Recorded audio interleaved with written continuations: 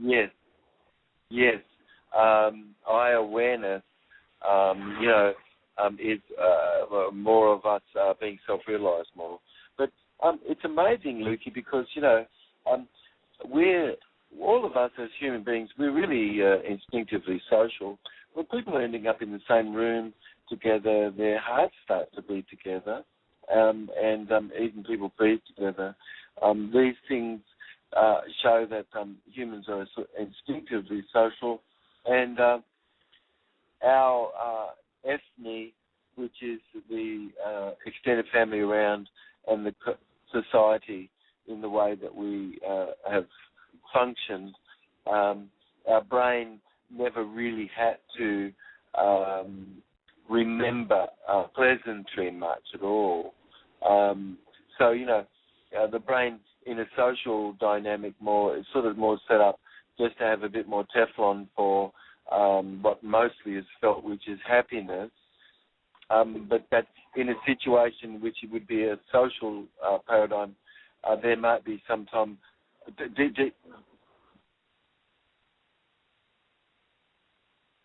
there may be another a paradigm. Let's see. The paradigm really of Velcroing. Right now, I think where we are in our program, we could just simply say that there's a force inside which Velcros negative, all right? And that is really, really something which is a hardwiredness, and try as hard as you can to get rid of that. You're not going to. You seriously have got a hardwiredness for negativity, and it's like 5 times more than what is pleasantry. And now, that all would work really good in a situation where society really is for you, and everything is really eye-aware. But we're living in a world where everything on the outside is really, really messed up quite a bit. And so that relies upon you being able to have your own inner calm. And but that eye awareness, you've got to really do more than just sort of do nothing. You have to really be fully accelerated of your feeling of love. And to do it. And it's an outward live meditation, all right? And that's Velcroing what's positive versus, Velcroing negative. It's Velcroing the positive and Tefloning the negative. But if our listeners and people viewing the show, we can get some visual pictures up of the brain, the septal region of the brain, and where that is, and the amygdala.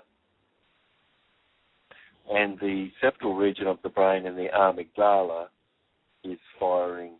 The septal region of the brain is firing as you're feeling pleasure, and it neurologically inhibits the amygdala. The amygdala and tegmentum is involved in aversion and inhibition and dissociation.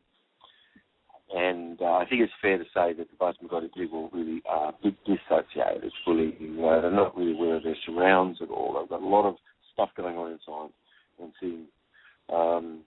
But we're supposed to be in a world where ethne really is caring and knowledgeably knowing you, You're not supposed to be in a world where people are servicing you and they don't have any knowledge, but that's what's going on, all right? So that's all. And so you take personal responsibility for being aware of this. That's all right? But you've got to take personal responsibility because negativity can have been trumping positive. And it's really easy to acquire feelings of learned helplessness where these benzodiazepine, receptors that we have kind of had molecules being made because people can have not necessarily been in their ordinary original self, which is pleasantry and which is playfulness. and our playfulness is our original condition. When somebody's not in their playful self, it's like, that's not original, People could be just dissociated, they can be so internal dialogue, not noticing things on the outside at all, and just running over people, basically, and just life is like that, sort of.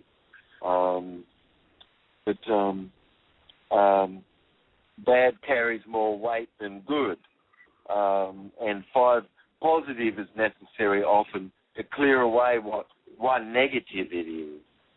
I'm talking really because I'm really caring very much that people can be responsible where they are, and you can know, that if you participate in protected disclosure and conduct, you're taking responsibility for being aware that you've done this like I am.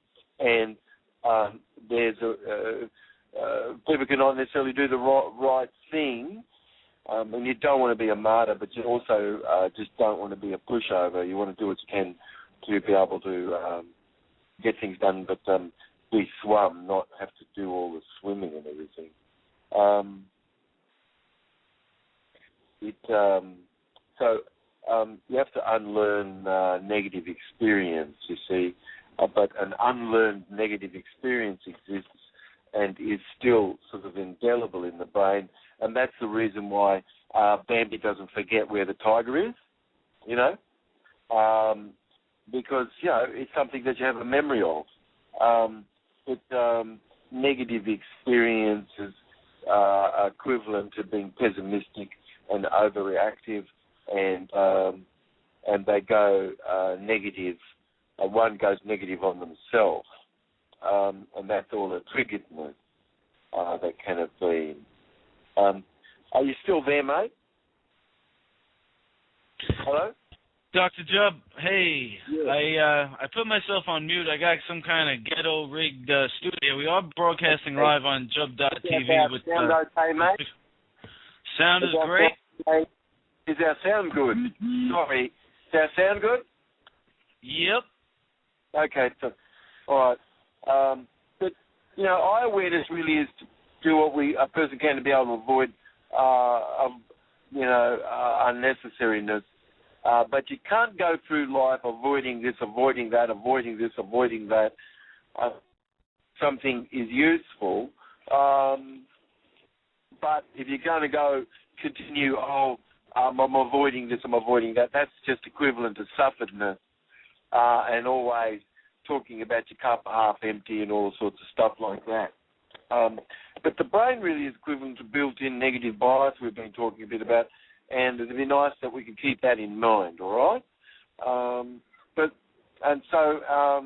Anxiety really is equivalent to a loss of inward attention, and when people don't really feel necessarily really loving in themselves, or other than in their eye awareness, they can not necessarily have had their attention more inwardly, just to be empty and flowing, to be in uptime and be in the quick.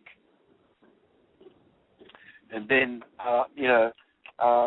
the poisons always could have been, I want more, I don't have, poor me, and greed and carrot, and hatred and stick and delusion and aversion of stick, and then people generalize their experience, because they have weak ego defenses. They can delete information that's useful. They can be distorting information that really shouldn't be distorted, and that sort of all brain processes which could have been going on. And let's see here. So we've been talking in our show how the brain really is only 3 pounds, but 20% of the calories really can be taken up. There's over 100 billion sort of neurons, and how you're using that can have more unnecessary lights turned off versus unnecessary lights sort of being turned on.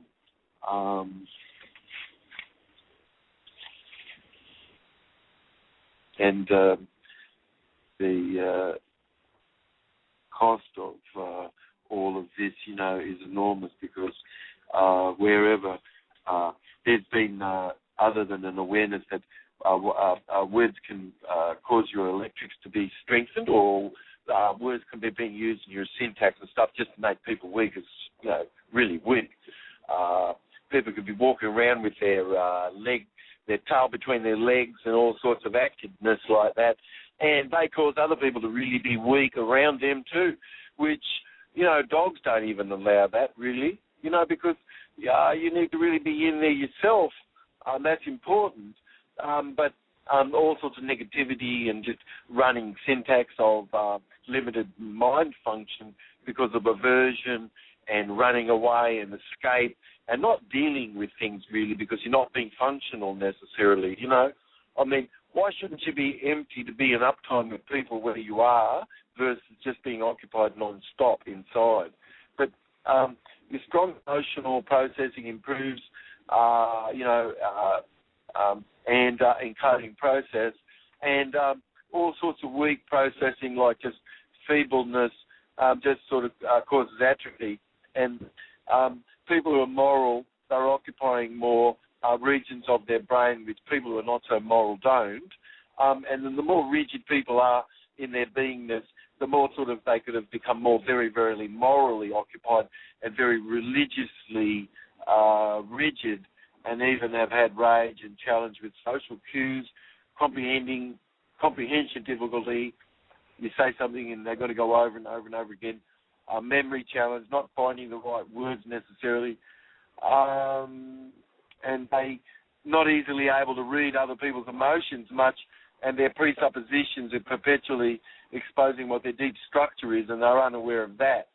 It's sort of like a bit of a dullness. But $100 billion is spent annually just on Alzheimer's alone, which could be prevented by being more eye-aware, having a straight spine, and doing live food. But we've been talking a bit about learned helplessness. These anxiogenic benzodiazepine receptor ligands do receive molecules when people could have had learned helplessness as a bit of a pattern, in the way they responded. Because people can have gone into a bit of a trance to respond, and that sort of thing. And, that's what sort of thing happens.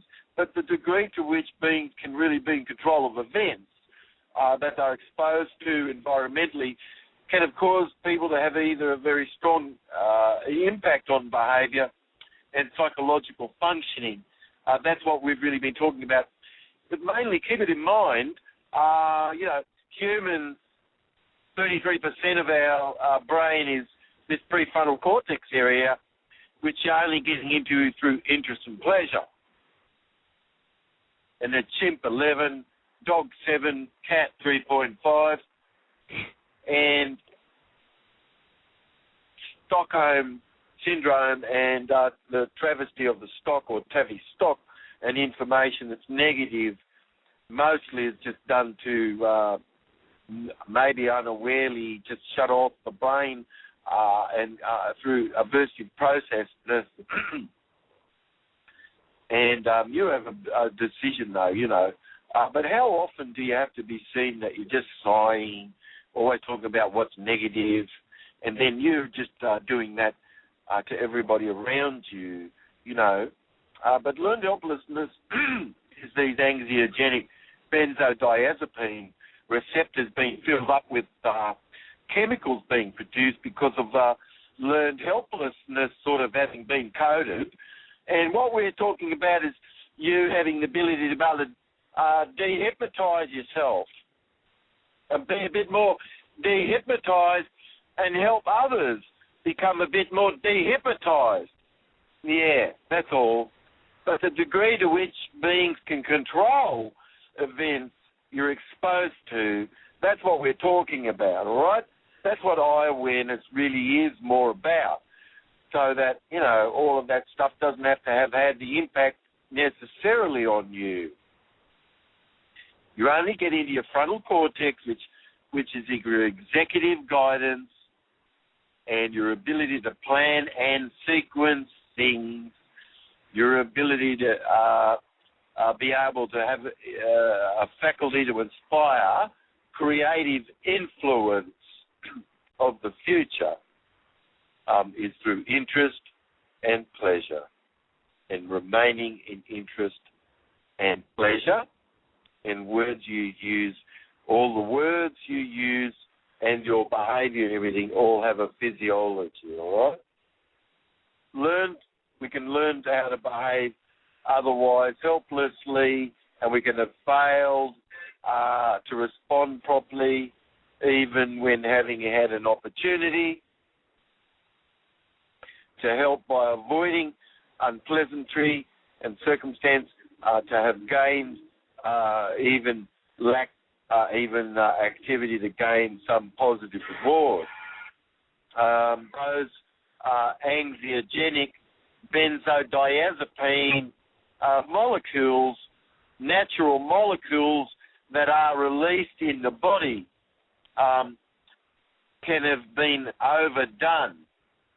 And that's what post-traumatic stress syndrome and all that sort of stuff is about. Why don't you take charge, get back in there and start driving the bus a little bit more? You know what I mean? Yeah. You can't rely on others, and then I'm asking you to remember that to take responsibility for what you can do yourself, where you are. That's all. That's all.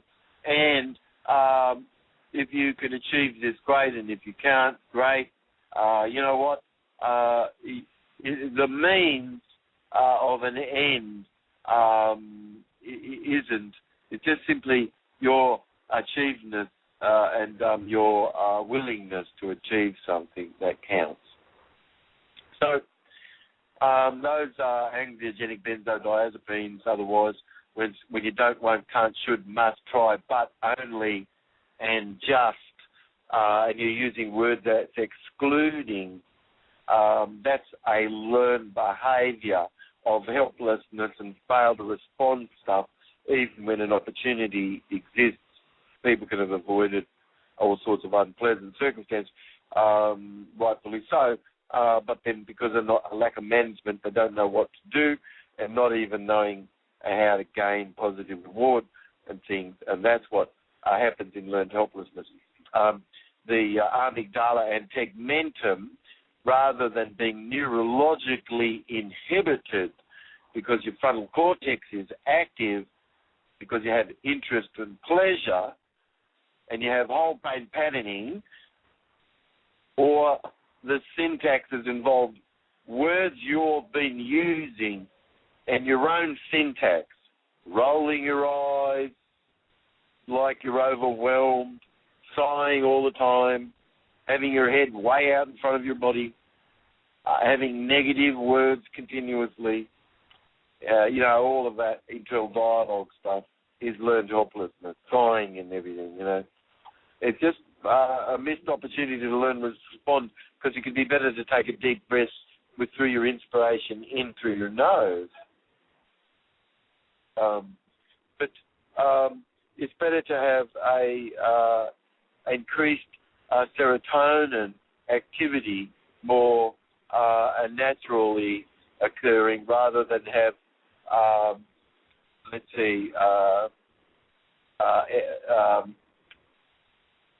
hyperactive or hypoactive activity in the dorsal raphe nucleus, which plays a critical role in learned helplessness. But that increased activity of the dorsal raphe, which does involve more serotonin and things, continues to play sort of like a critical role in learned helplessness. But it's possible sort of to break that cycle. Yeah. You've got key brain regions like the basolateral amygdala and the central nucleus of the amygdala, and the bed nucleus and the striatum terminus that's involved in the expression. So you've got areas of the brain that's involved in the expression of learned helplessness behaviour, and that, for the most part, all of it sort of logically inhibits the prefrontal cortex. Yeah. So the dorsal hippocampus and the hypothalamus are all involved in observed states of helplessness, and you really could just simply say that where events can have been uncontrolled, a person can have just got into learned helplessness to be able to survive, basically, turn things off, just to be able to survive. And then where people can have been seen of uncontrollable events around them, I'm sharing with you, get back in there. There's a lot of stuff that you can control within your own self, and that's what this is really about. Stop running around like a rabbit, take charge yourself, and be more balanced in your being, both with your man and your woman sort of thing in yourself. Be a balanced person. But otherwise, I'm just looking around and just being hysterical is to see uncontrollable events, and that's equivalent to just this disruption to the energy and motion we regularly feel. And then people can have been more aggressed and challenged to solve tasks and things, and then there can have ever been more poor health, neglect of self,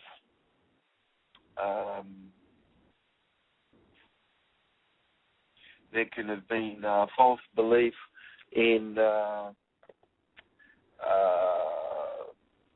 lack of power, less hope in making any changes in life, and persons could have, rather than be optimistic, have been pessimistic in their explanatory style, and then that shows a sufferedness of depressedness and low immunity and increased vulnerability to minor and major illnesses. Yeah. But anyway, with all of that, people should know that as a neurobehavior physiologist, there could have been a really poor recovery prognosis, and abuse created and not fixed up can have ever created more cause learned helplessness and inescapable prejudice, you see. But that matches helplessness, bootstrapped into itself, connected back fully, helpless, born in the face of inescapable, continuous electrical patterning and shocking of yourself, sort of triggering all of that. And people can have ended up with not really being motivated, because you need dopamine, and that all would have been run strap, wouldn't it, from flat strap thinking non-stop. And then procrastination, things can have not necessarily really been getting done like they could. But where children of their needs are not put first, which they should be, loneliness really is what occurs. Then shyness is a behavioural trait. People are passive, active, patterns in their being, and they have anxiety naturally. They can suffer from nyctophobia, and they can suffer from a fear of the dark and fear of unknownness, and they can have a loss of long-term potentiation of the brain and its growth pattern of large pyramidal cells growing from the base of the brainstem through to the neocortex. So that sort of stuff can have not occurred, which is called potentiation of the brain, where exercise stimulates neurogenesis.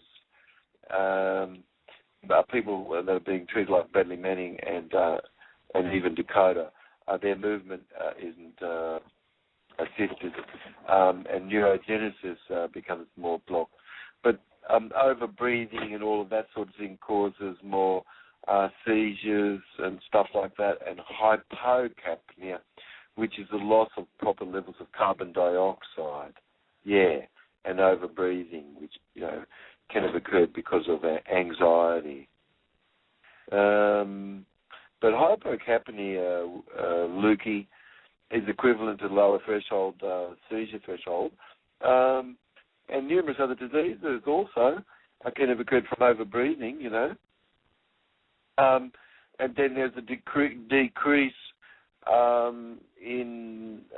to the glucose to the brain, and a reduction of oxygenation and rapid breath and acidity more of the brain, more alkalinity of the blood, cells elevated, full more of lactic acid production, and lower seizure threshold ever more, and then child neglect and things, and that can be equivalent to a personality of a learnedness of behaviour problem, and not something easy to be overcome, which a lot of this could be and can be. But the tip of the frontal lobes, of course, perception of our capability, and only as you're having interest and pleasure are you in these areas of the brain. Is this making sense, Lukey? Yes, Dr. Jubb. I'm looking at a picture of the brain over here and imagining all these things going on, and it's pretty powerful stuff. Definitely going to take another few listens to get it all down. Yeah. Well, enjoy it. I'm a neurobehavior physiologist, and I'm just sharing with you that when you injure unnecessarily, you've actually violated the person's body, and you had no right to do that. For instance, Bradley Manning was stripped naked. Dakota, all his clothes are taken. These kids often, their clothes are taken. Nothing's given to them. They're stripped naked of their clothing, and other clothing is given to them, foreign, and even food and everything too. Bradley was stripped to be naked and to stand in front of his cell, and I guess that's equivalent to exposing the helicopter gunship aggression and the killing of the innocent people. Well, there was an error being made, and that's not right. But who's to know that I don't know what is going on, because he hasn't really spoken. But after several hours of just sort of being there naked to break the spirit, and then having slept without any clothing and all of that sort of thing, a treatment like that is sort of causing people to have a view, that something really is not right, and where really is the enemy actually, and then are you aiding the enemy that you're allowing a person to be treated like that? With Price's son and parole, but detained, in maximum custody for prevention of injury watch, longer than what should be, and held in a cell for 23 hours a day, asked every 5 minutes, as we've been talking about, if he was okay, and he had to respond and things, and that meant he couldn't really sleep either, and no exercise was actually allowed. He has to stop if he's doing anything, apparently. And then he's only allowed a very little, not regular sort of stuff that others he would be allowed to have, reading books much, but perhaps a book, but taken at the end of the day. One magazine, 1 hour outside the cell daily, just to walk, can't run, and stripped down to sleep. And face and hands have to be seen at all times, and more rigorous circumstance than's required, is certainly a contravention to any mandate of how to care for people humanly.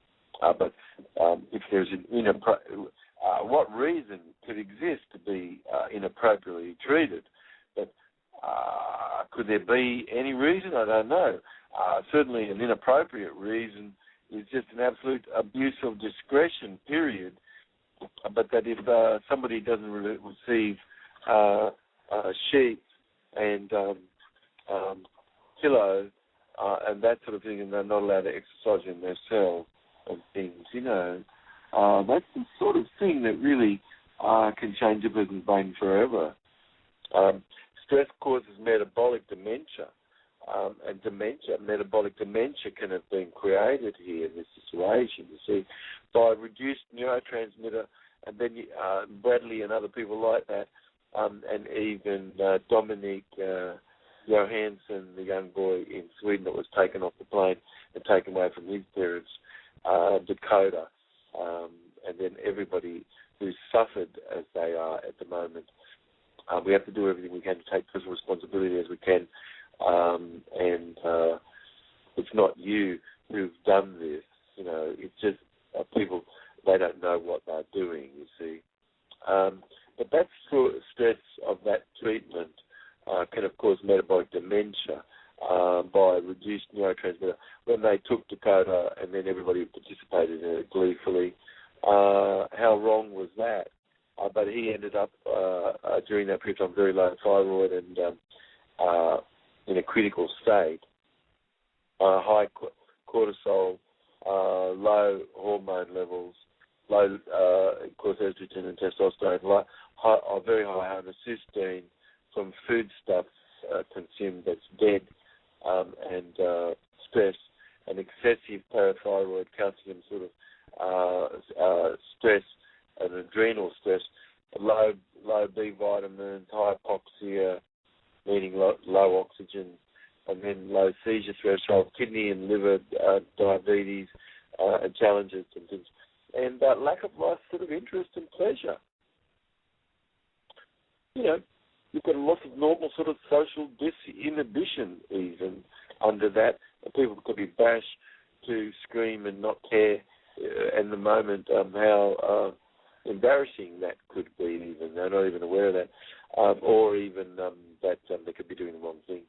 There's aphasias where people can all of a sudden forget what they're doing, or praxias, forget how to do something, loss of spontaneity, and then stereotypical sort of behaviour includes sort of senseless, sort of repetitive things all the time, you know, perpetually doing something over and over and over again repetitively, or excessively chewing, or doing computerizedness, or clearing, throat clearing, or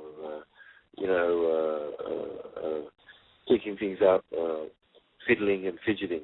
But a behaviour acted out of the cortex really involves more executive guidance, Lukey, and this is really your moral adaptness versus not showing your moral ineptitude, which people are really showing their moral ineptitude by not pointing out immediately how people are like Julian and Brad. You've got David Hicks, you've got Dominic Johansson, you've got Dakota Chubb. They're all victims of a victimless crime themselves, which you've got a lot of victimless crime where choices are being taken where there really is no constitutional money, so it's equivalent to no real legal remedy necessarily, except something gone forward more in the private, otherwise you're suffered.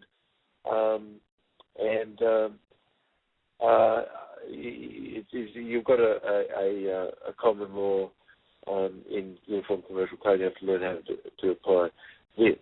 But investigation really is for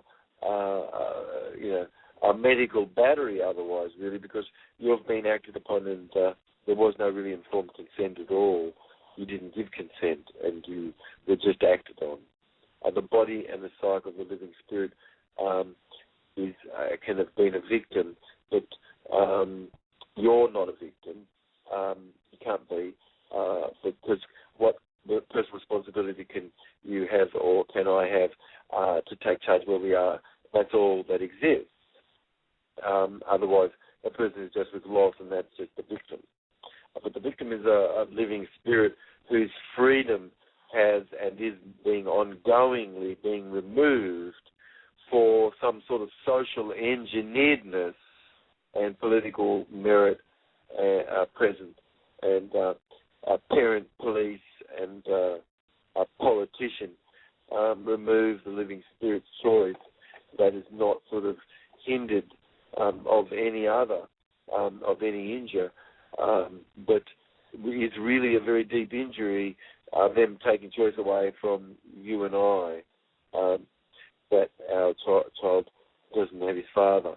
But people could be just Duke boyed and Texas overstepped, which we'll talk a bit about in our program as we have time. We're going to be talking a bit about Duke boyd and exampleness of this and Texas overstepping. But most people's brains have been woofed, white, upper-class, female. Everybody can have not been necessarily doing the right thing, and each person could be sort of a president in some sort of clique, but that doesn't mean that that's you at all. A victim of child abuse laws exists right now, and victims of all these child abuse laws, or really any law, because you've got no constitutional money, and when people are charged with things, it can be completely fallacious, but it makes money, and that's all. But people are trading places and derivatives. It just makes money, So anything woofed where it's not an even deck, where his laundry is aired and hers not, or he pays the bill and she doesn't, or he's the beast and she's not, or he's doesn't end up with his children and she does. This is called woofed,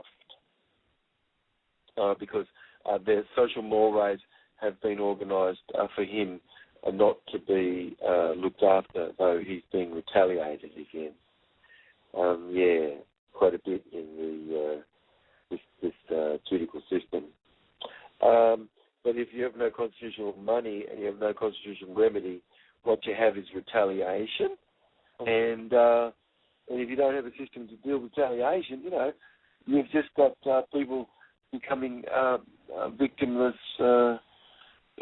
being victims of victimless crime, where choice is being taken from the person and radically altering the person's central nervous system of what they put upon the person to stress and affect a neural immune metabolic stasis and have physiological effects, Lukey, of stress on a living spirit. And then that can have shrunk dendrites. That's one thing. That could have caused a loss of connectivity and anxiety. You can have Bambi not forgetting where the tiger is. So that sort of can be an injury. You've got a picture internally acted as an accessing cue, which could have been triggering things other than consciously and not within your control, perhaps. But eye awareness can give you more control.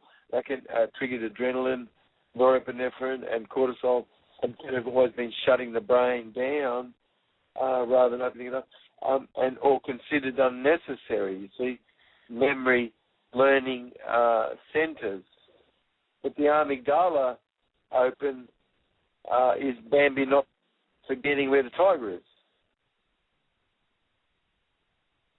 And then you've got celiac condition, and you've got headache along often with this, and cardiovascular can challenge an infection, susceptibility to disease and skin, pain, flow not occurring properly, myalgia, repetitive strain and inquiry, and migraine. We talked about diabetes, infertility, shorter life, and all leading really causes of death and susceptibleness to this, Lukey, yeah. But where people can have issues, and that kind of have to be resolved in the court and things, and then these are turn-on yous and the turn-on these, they can have had to represent you, and you're being just put upon as a fiction, and they're representing you is fictional too, and no investigating of the spirit being joined, and nor any crime necessary. But you would have treated as a rat, kind of treated yourself, but conditioned visceral learning. People really kind of learned helplessness by the way that society is. Yeah. How much more time do we have, mate? Let's see. I'm gonna say we got. It's probably cutting pretty close there, Dr. Jubb. You just pack in the info. It's amazing.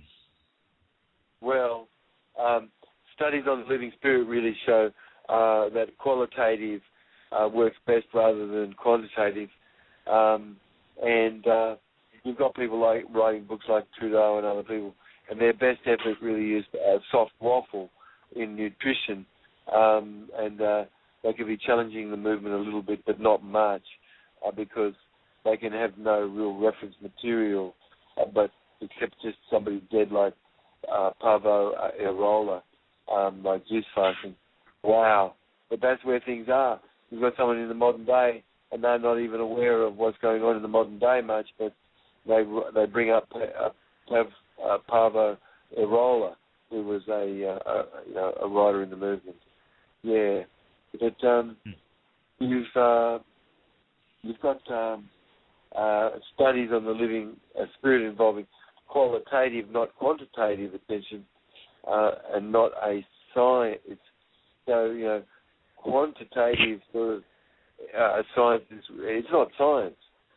It's more, the merchant, and more about outrage and the merchant, and more about outrage and the merchant, and more about outrage and the merchant.